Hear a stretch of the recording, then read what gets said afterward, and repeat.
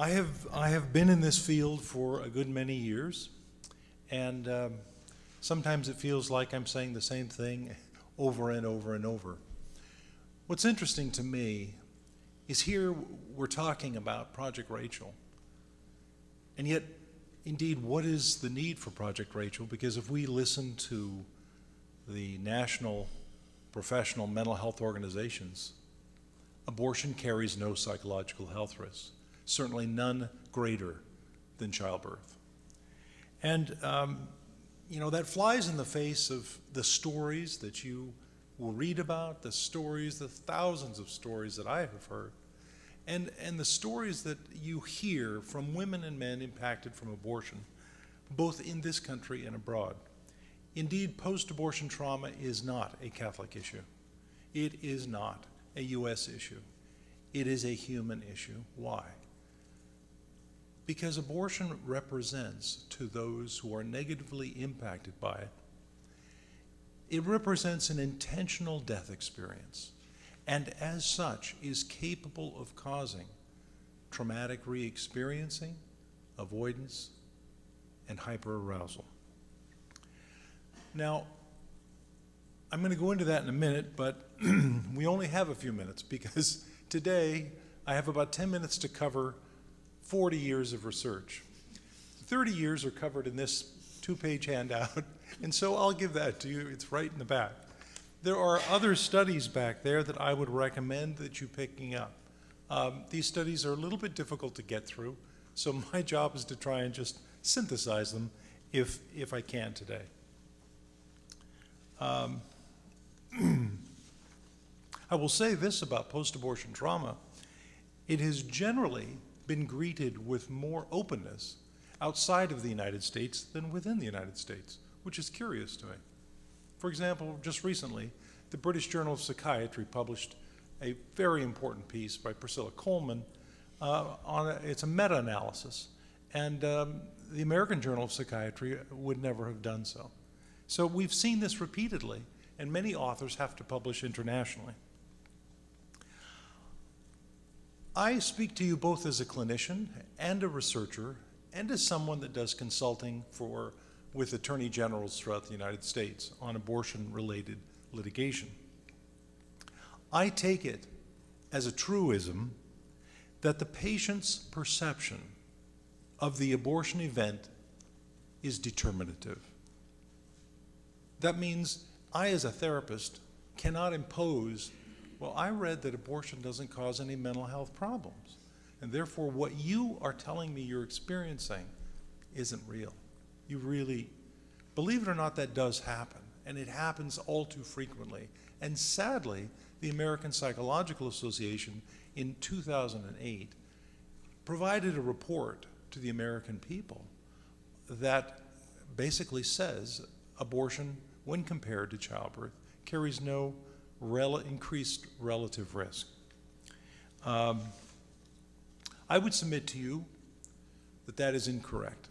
And it is incorrect scientifically, and there is abundant research, some 385 studies that would argue in opposition to what the APA said. If we look at mental health issues following abortion, and usually I use this in a PowerPoint, so forgive me, I'm just going to use my hands. On this side is post-abortion distress. This is the same thing as overdrawing your checkbook or finding out your children failed their grade or what have you. This is distress. It's upsetting, it's problematic, but no one dies of this, okay? That's on this side of the continuum. Right next to it is stress, which is a precursor for trauma. And trauma is part of an anxiety disorder and mood disorder. And that's an area that we are very concerned about and treat actively as psychotherapists. And next to that is a worsened condition called a psychotic dimension, where people actually lose touch with reality. And schizophrenia and some major depressive syndromes are in this category. And then finally over here, we have suicide and death, which is obviously the most serious of all.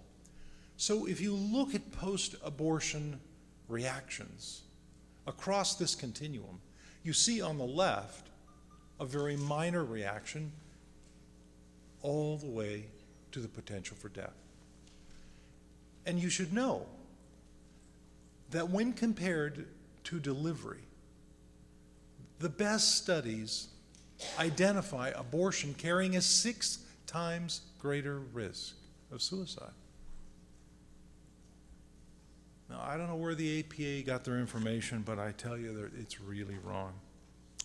And it's interesting to me that pro-choice clinicians have identified a range of psychological problems of 10 to 30%.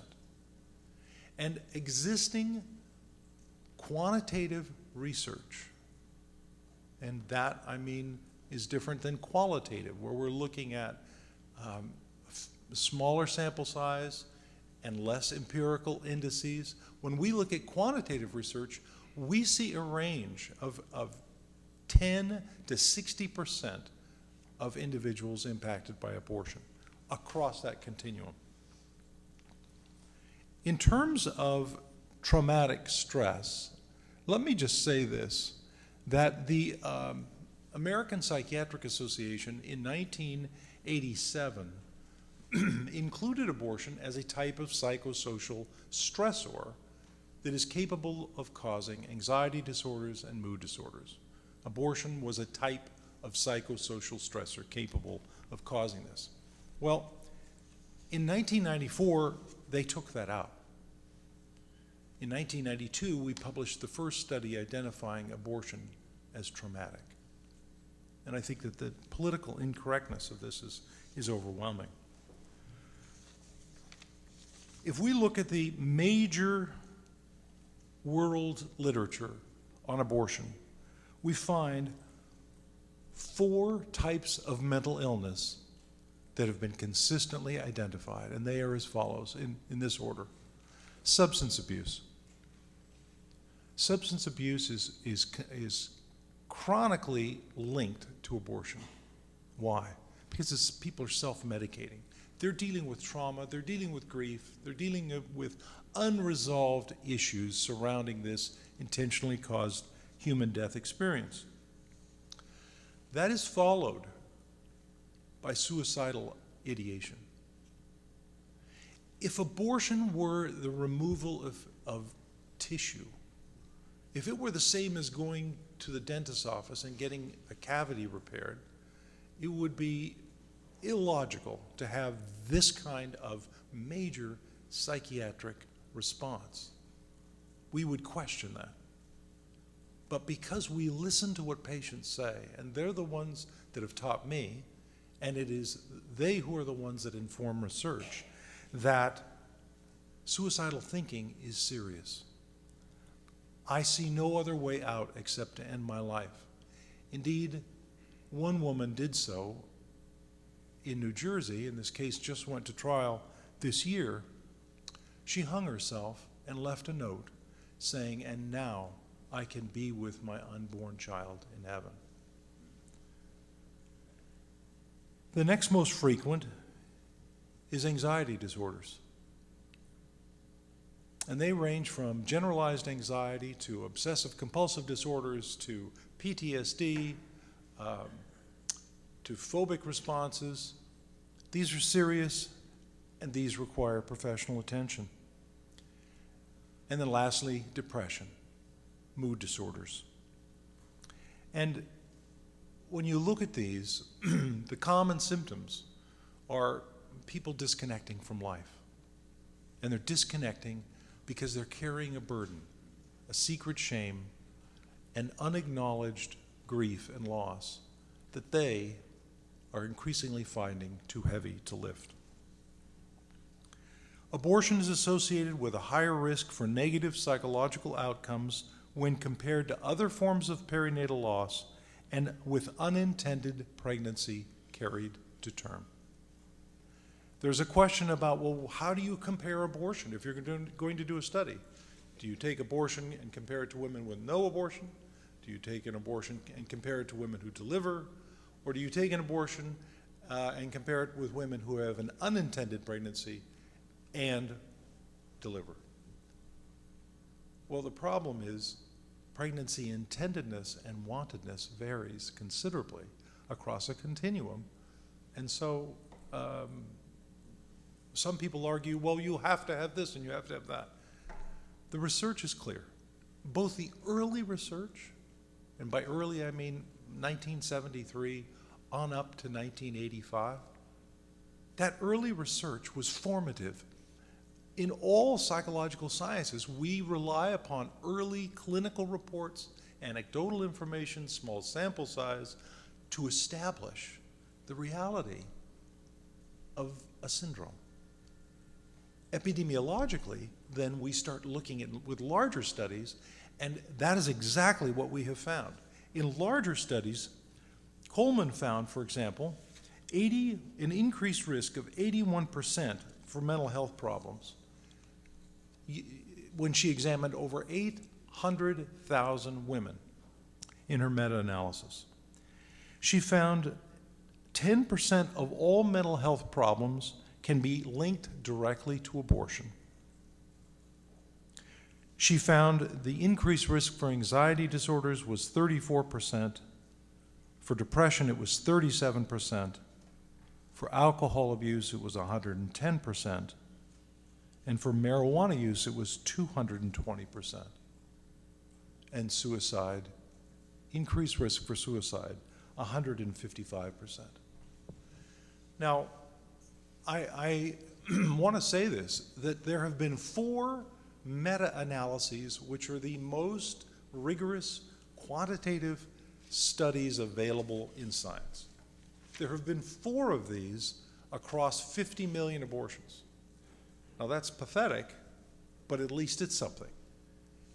2 of which have just been published, Coleman and Ferguson. Ferguson's is also under review right now with the British Journal of Psychiatry.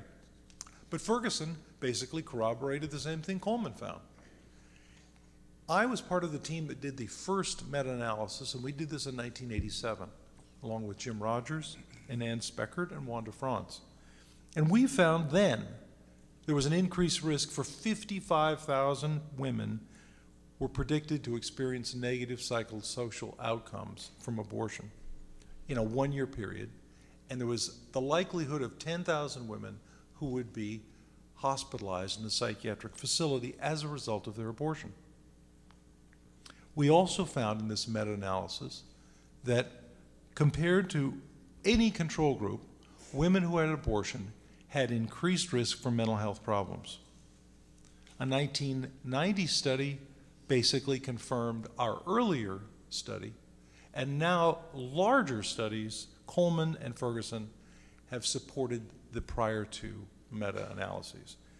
So what we have come to in this country is a rather conclusive situation in science where the known risks are available, but the political realities are preventing that from being identified.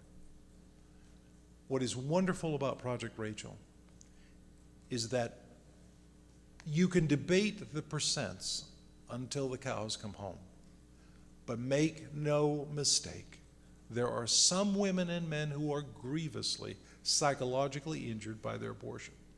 If that is 1%, as Brenda Major says, or if it is 60%, the point is, who is there to help them? And in the mental health community, there's been too much denial of this. And in the Catholic Church, there has consistently been an openness to reconciliation and to providing hope where there is no hope. And so this research informs Project Rachel and other ministries. It informs them of the need, and it encourages them to continue this work so that those who are in harm's way can find healing and help. Thank you.